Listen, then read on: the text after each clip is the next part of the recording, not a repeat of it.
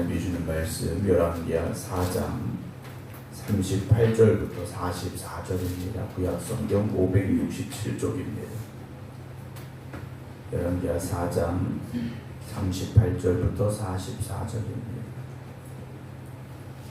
엘리사가 다시 길갈에 이르니 그 땅에 흉년이 들었는데 선지자의 제자들이 엘리사의 앞에 앉은지라. 엘리사가 자기 사원에게 이르되 큰 솥을 걸고 선지자의 제자들을 위하여 국을 끓이라 하매 한 사람이 채소를 캐러 들에 나가 들포도 덩굴을 만나 그곳에서 들호박을 따서 옷자락에 채워가지고 돌아와 썰어 국 끓이는 솥에 넣되 그들은 무엇인지 알지 못한지라.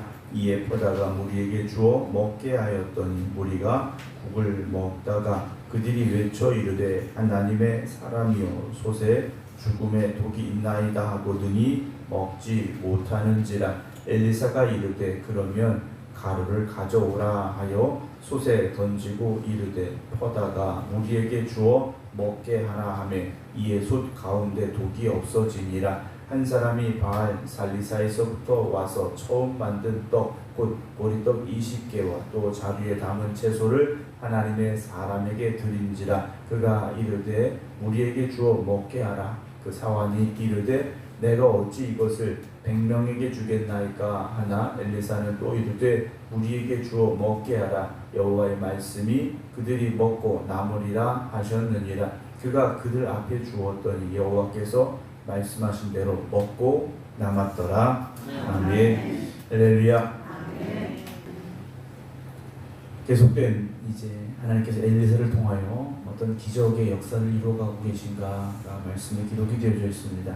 사실 엘리사가 베푼 기적은 죽은 아이도 살리기도 했습니다만 그 당시의 상황이 어떠했던가를 우리에게 보여주고 있는 내용들도 이제 담겨져 있는데요. 오늘 38절은 엘리사가 다시 길갈에 갔는데 그 땅에 흉년이 들었다라고 되어 있습니다. 흉년이라는 것은 요즘처럼 기후가 이상해서 과학적으로 봤을 때 기후가 온난화되고 비가 안 내리고 때로는 비가 또 너무 내리고 이런 상황으로 우리가 과학적인 이해와 해석을 가져야 될 것이 아니라 하나님께서 그 땅에 대한 경고와 심판이셨음을 우리가 말씀 속에서 생각해 볼 수 있어야 됩니다. 하나님을 떠난 이스라엘 백성들에게 하나님께서 경고하고 계신 것이고 때로는 심판하고 계셨다라는 사실이죠. 그런 가운데 이제 선지자의 제자들이 엘리사 앞에 앉아 있었다라고 되어 있습니다. 엘리사에게 무엇인가 도움을 요청하고 있는 그런 모습으로 보여지게 되고요. 선지자의 제자들에게도 역시 이 흉년을 당한 이 땅에 영향이 미쳐 올 수밖에 없었다라는 거죠. 흉년이 왔다면 예를 들어서 충북에 흉년이 왔다 그러면 세금만 그렇지 않을 수는 없는 거지 않습니까? 전체적으로 흉년이 왔고 모두가 다 힘든 그런 상황이었다라는 거죠. 선지자 또 선자의 제자들에게도 역시 이 흉년으로 인한 기근은 찾아왔고 그들 역시 먹을 양식이 부족해서 어려운 상황이 됐더라라고 오늘 말씀은 우리에게 그 상황을 배경을 알려주고 있는데요. 이때 엘리사 앞에 이제 선지자의 제자들이 쭉 앉아 있습니다. 엘리사가 뭔가를 해야 되는 상황이 된 거죠. 엘리사가 어떻게 할 수 있을까? 엘리사가 자기 사원에게 이르되 큰 솥을 걸고 선자의 제자들 위하여 국을 끓여라 그랬습니다. 국이라는 것은 이제 물을 넣고 적은 양을 가지고도 좀 더 양을 늘릴 수 있는 그런 방법이기 때문이었다라고들 이렇게 추측을 하고 이야기를 합니다. 어쨌든 국을 끓여라 그랬습니다. 그래서 국을 끓이려면 그냥 물만 넣고 끓일 수는 없지 않습니까? 뭔가 재료가 들어가야 되는데 39절에 한 사람이 채소를 캐러 들에 나가 들포도 덩굴을 만나 거기에서 들호박을 따서 옷자락에 채워가지고 돌아왔습니다. 국에 뭘 넣어야 되기 때문에 나갔더니 마침 들호박을 만났어요. 근데 이 사람이 이게 뭔지 잘 몰랐던 것 같습니다. 먹을 만하게 생겨서 가져왔던 것 같은데 그것도 옷자락에 채워가지고 많이 가져왔던 것 같습니다. 기쁜 마음으로 돌아와서 그걸 썰어서 국 끓이는 솥에 넣었는데 그들은 무엇인지 알지 못했다라고 무엇인가 일이 일어날 것 같은 그런 상황을 말씀해 주고 있죠. 40절에 잘 끓였습니다. 이에 퍼다가 무리에게 주어 먹게 하였더니 무리가 국을 먹다가 그들이 외칩니다. 하나님의 사람이여 솥에 죽음의 독이 있습니다. 능히 먹지 못합니다. 이걸 먹으면 배탈이 나고 심지어는 이제 죽을 수도 있는 그런 상황이 되었던 것 같습니다. 그러니까 이들이 한 입 먹어봤는데 먹을 수 있는 맛이 아니었다라는 거죠. 근데 배고프니까 먹기는 먹어야 되고 맛을 보니 먹을 수 있는 음식은 아니고 그래서 독이 들었습니다 라고 엘리사를 찾습니다. 41절 엘리사가 말합니다. 그러면 다 버려라 하면 되죠. 그거 먹지 말고 다 버려라. 그런데 그게 아니면 지금 먹을 수 있는 게 없는 상황인 겁니다. 그 끓인 국을 먹어야만 되는데 먹을 수 없는 상황. 엘리사가 어떻게 합니까? 그러면 가루를 가져오라. 솥에 던지고 이르되 퍼다가 무리에게 주어 먹게 하라 하매 이에 솥 가운데 독이 없어졌다라고 되어 있습니다. 이 가루가 무슨 가루입니까? 우리가 다른 번역을 보게 되면 그냥 밀가루라고 되어 있습니다. 어떤 특별한 효능이 있는 가루를 넣은 것이 아니라 곁에 있는 밀가루를 그냥 던져 넣었다라는 거죠. 여리고에서도 소금을 던져 넣어서 죽음의 물을 생명의 물로 바꿨던 기억, 2장에서 봤던 말씀인데요. 그러면 소금이나 오늘 던진 밀가루가 해독하는 무슨 작용이 있느냐? 그렇진 않다라는 거죠. 하나님의 능력을 보여주고 계시다라는 거죠. 우리가 살면서 안 되는 일들이 있지 않습니까? 안 되는 상황들이 있어요. 이건 내 힘으로 안 되지 않습니까? 그때 우리는 어떤 도움을 구하고 어떤 능력 있는 사람을 찾고 이런 경우들이 많이 있습니다. 여러분, 하나님께는 능치 못함이 없습니다. 우리가 이 말씀에 대한 믿음을 가지시기 바랍니다. 우리는 할 수 없는 게 참 많습니다. 그러나 하나님께는 모든 것이 가능함을 여러분 우리가 믿음으로 살아야 되지 않겠습니까? 이들이 지금 왜 기근이 왔습니까? 하나님을 떠났기 때문에, 하나님 앞에 범죄했기 때문에 하나님이 기근을 주셨다며 그 문제를 해결할 방법 또한 하나님이 가지고 계시다라는 것을 이들은 기억해야 된다라는 것을 엘리사의 모습을 통해서 제자들에게 보여주고 계시다라는 거죠. 하나님이 이런 분이십니다. 여러분, 우리의 신앙의 체험이 그런 거 아니겠습니까? 어떤 하나님의 도우심과 능력으로 우리가 문제가 해결되고 상황이 좋아지고 예전보다 더 좋은 삶을 누리고, 여러분 그것을 위해서 하나님께서 우리에게 은혜 주시고 능력 주시고 축복 주시는 게 아니지 않습니까? 하나님이 이런 분이십니다 라는 증인이 되라고 우리에게 그런 은혜를 주시는 것이지, 단지 우리가 예수 믿고 잘 먹고 잘 살게 됐다 이러라고 우리에게 은혜 주시고 축복 주시는 하나님이 아니시라는 거죠. 이렇게 하나님이 나를 도우셨습니다 라는 여러분들이 증인이 되셔야 되는 거죠. 내가 이렇게 어려울 때 하나님 나를 도우셨습니다. 하나님께서 당신도 도우실 겁니다. 하나님이 이렇게 힘들고 어려울 때 나의 힘이 되셨습니다. 하나님께서 당신 힘이 되실 겁니다. 우리가 그런 증인으로서 이 땅을 살아가야 되죠. 하나님의 능력을 선포하고 이 기적을 증거할 수 있는 여러분 되시길 주의 이름으로 축원합니다. 42절 한 사람이 마을 살리살에서부터 왔습니다. 어딘지 정확하게 알 수는 없는 곳인데, 이 마을 살리사라는 곳에서 한 사람이 왔는데 왜 왔는가? 처음 만든 떡, 꽃보리떡 20개 추수를 한 것 같습니다. 보리를 추수를 해서 떡 20개를 만들고 자루에 채소를 담아가지고 하나님의 사람에게, 엘리사에게 가져온 겁니다. 그런 말하면 이제 첫 열매를 가지고 온 거죠. 첫 열매를 가지고 사실은 어디를 가야 되느냐? 제사장에게 갔어야 맞습니다. 그런데 이 사람은요, 제사장에게 가지 않고 엘리사에게 왔더라는 거죠. 아마도 이 사람은 영적으로 깨어 있었던 사람인 것 같습니다.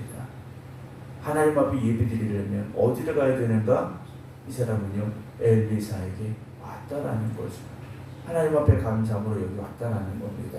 여러분, 우리 교회가 교회의 건물로서의 교회가 아니라 진정한 예배드림이 있는 교회가 되어지고 하나님의 은혜를 사모하며 하나님 앞에 진정한 감사를 드릴 수 있는 교회 되기를 힘쓰고 또 우리가 노력할 수 있길 주의 이름으로 부탁을 드립니다. 가져왔는데 얼마나 감사합니까? 그래서 우리에게 주어서 먹게 하라 그랬더니 43절에 사환이 말합니다. 내가 어찌 이것을 100명에게 주겠나이까? 그래. 이거 100명 먹을 수 없습니다. 여기서 이제 숫자 100명이 나오죠. 선자의 제자들이 100명이 거기 있었다라는 겁니다. 그 땅에 기근이 올 수밖에 없을 정도로 하나님 앞에 범죄하였었고 또 하나님 앞에 예배드리기 위해 제사장을 찾을 수 없는 상황이었지만 예배드리고자 하는 예배자가 있었고 하나님 앞에 서 있는 선자가 있었고 그리고 그 선자를 따르는 무리가 100명이나 있었다는 사실이죠. 여러분, 오늘 우리는 어떤 사람들입니까?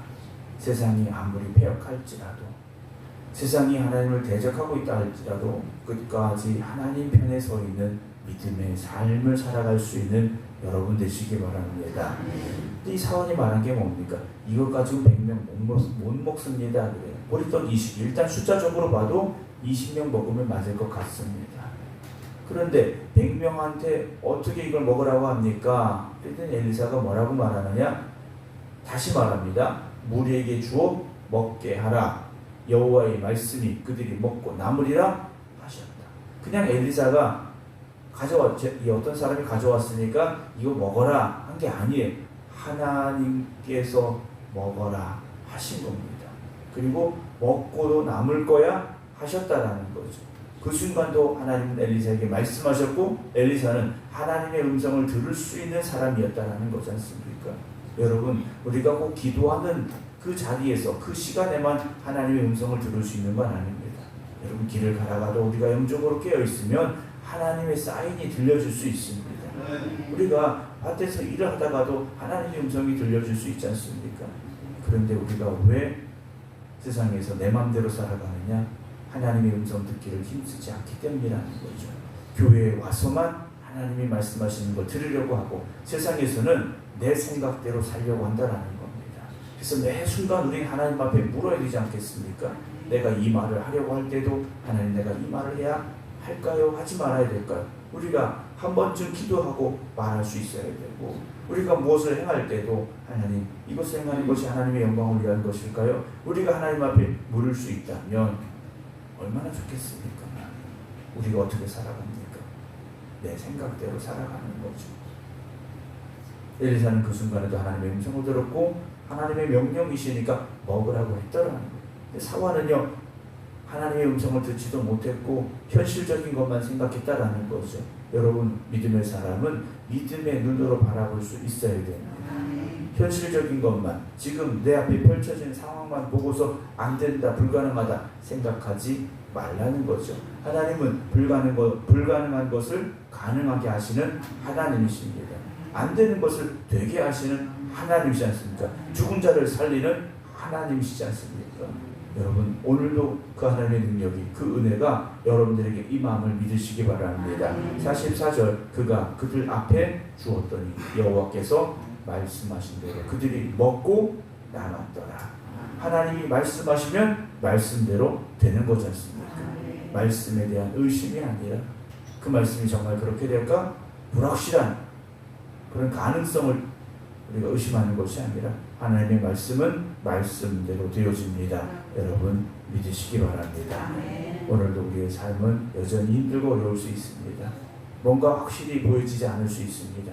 그럴지라도 하나님의 능력에 의지하시고 하나님의 말씀은 그대로 되어짐을 또한 믿음으로 이 하루를 살아갈 수 있는 저와 여러분들에게는 주님의 이름으로 축원합니다. 기도하겠습니다. 하나님은 오늘도 살아계시고 그 말씀에는 능력이 있음을 고백하는 저희들, 오늘의 이 하루가 하나님의 은혜와 하나님의 능력 가운데 살아갈 수 있는 삶이 되게 하여 주시옵소서. 오늘도 하나님 믿음의 사람을 통하여 역사하시고 그 믿음의 사람을 통하여 하나님의 영광이 나타나기를 기대하고 계십니다. 오늘도 이 하루 저희들이 살아가면서 복음의 증인들이 되게 하시고 하나님은 이런 분이십니다 고백할 수 있는 삶을 살아가는 저희들이 되게 하여 주시옵소서. 기적의 하나님, 능력의 하나님, 오늘도 우리의 삶에 함께하여 주시옵소서. 기도하는 성도들을 붙잡아 주시어서 다시 일어설 수 있게 하시고 다시 회복되게 하시고 다시 믿음으로 승리케 하여 주시옵소서. 이제는 우리 주 예수 그리스도의 은혜와 아버지 하나님의 극진하신 사랑하심과 성령님의 감동 감화 역사하심이 오늘도 하나님의 능력에 붙잡혀 살아가는 삶이 되기를 원합니다. 기도드리는 모든 성도들 위해 이제부터 영원토록 함께 하시기를 간절히 축원하옵나이다. 아멘.